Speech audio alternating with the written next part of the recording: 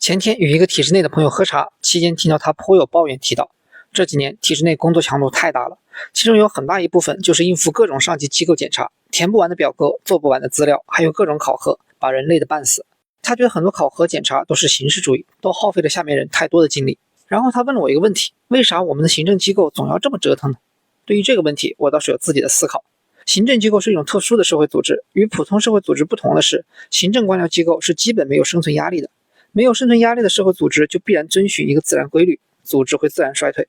纵观历史，官僚组织自然衰退的规律是非常明显的。以我国大一统的中央集权的官僚机构为例，历朝历代都非常重视前朝覆灭的经验教训，在官僚机构设计上都会刻意打上相应的补丁，或为了避免宦官专权，或为了避免后期干政，或为了避免藩镇割据，或为了避免官员腐败等等。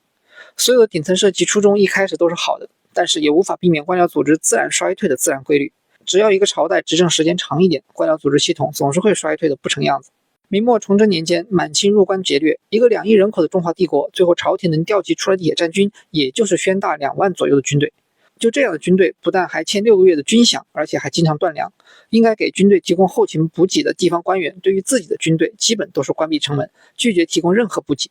明军在境内作战，居然搞出敌后作战的感觉。最后，宣大军队全军覆没，整个官僚系统居然无人担责。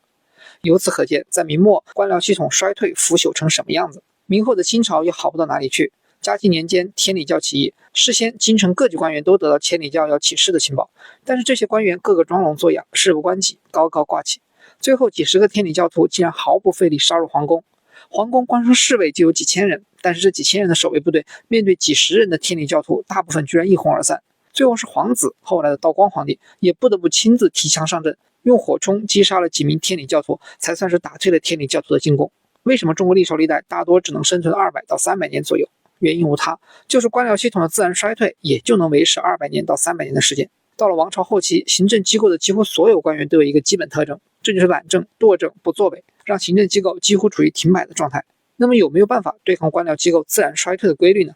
有，就是要对官僚机构进行不断的折腾。最简单的折腾就是不断的检查与考核，检查的目的就是对官僚机构进行摸底，在现有条件下，这个组织还有多大的战斗力。官僚机构设计一般都是有冗余的，如果摸底的结果是组织衰退不大，那么冗余部分就可以保证官僚机构还能满足相应的职能设计要求。